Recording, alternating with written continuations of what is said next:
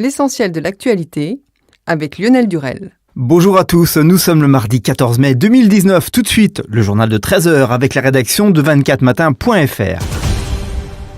Des milliers de personnes rassemblées sur le pont Alexandre II à Paris ont commencé aujourd'hui à rendre hommage aux 2 membres des forces spéciales tués en libérant des otages au Burkina Faso, avant une cérémonie solennelle aux Invalides présidée par Emmanuel Macron.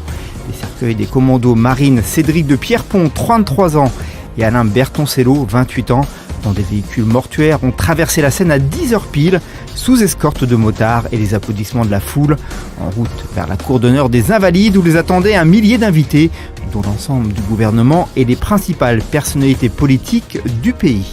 Nouveau camouflet pour Monsanto aux États-Unis. Un tribunal de Californie condamne le groupe allemand Bayer, propriétaire de Monsanto, pour la 3e fois. Cette fois, la condamnation est encore plus lourde que les 2 précédentes. Le groupe va devoir verser la somme record de 2 milliards de dollars de dommages et intérêts à un couple californien atteint d'un cancer après avoir utilisé son célèbre herbicide, le Roundup, dans son jardin pendant des années. Ce jugement record intervient alors que Bayer est aux prises avec une polémique en France autour d'un fichage par une agence de communication employée par Monsanto de centaines de personnalités concernant leur position sur les OGM ou le glyphosate. Des révélations qui ont conduit à l'ouverture d'une enquête. EuropaCorp, la société de production et de distribution de films et de séries de Luc Besson, est en grande difficulté financière. Elle a été placée en procédure de sauvegarde pour une durée initiale de 6 mois, a-t-on appris ce mardi. Par jugement du 13 mai 2019, le tribunal de commerce de Bobigny a ouvert une procédure de sauvegarde à l'égard de la société EuropaCorp SA pour une durée initiale de 6 mois, précise la société dans un communiqué. Ce matin, l'action dégringolait de plus de 30% à la bourse de Paris. 5 ans après la fermeture de l'usine Goodyear d'Amiens Nord, le Conseil des prud'hommes doit rendre jeudi sa décision concernant le licenciement de plus de 800 ex-salariés de l'entreprise de pneumatiques qui contestent son motif économique et demandent réparation. Goodyear Amiens Nord avait fermé son usine en janvier 2014 après un bras de fer de plus de 6 ans entre le personnel et la direction, entraînant la disparition de 1143 emplois et devenant un symbole de la désindustrialisation des bastions ouvriers. En bref, et dans le reste de l'actualité, dans le cadre de la déclaration d'impôt sur le revenu, des experts comptables vous aident gratuitement à remplir votre déclaration par téléphone, et ce, via un numéro vert jusqu'au 22 mai inclus. Pour les contacter, il vous suffit de pianoter le numéro suivant, 0800 06 54 32. Pour rappel, la date limite de dépôt des déclarations est fixée au 16 mai à minuit en ce qui concerne la déclaration papier, et du 21 mai au 4 juin en fonction des départements pour la déclaration en ligne.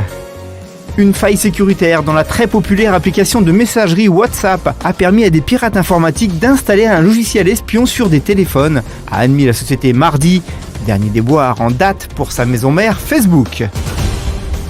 En sport, la Formule 1 effectuera son retour sur le mythique circuit de Zandvoort en 2020, 35 ans après le dernier Grand Prix des Pays-Bas en 1985, ont annoncé les organisateurs sur les réseaux sociaux aujourd'hui.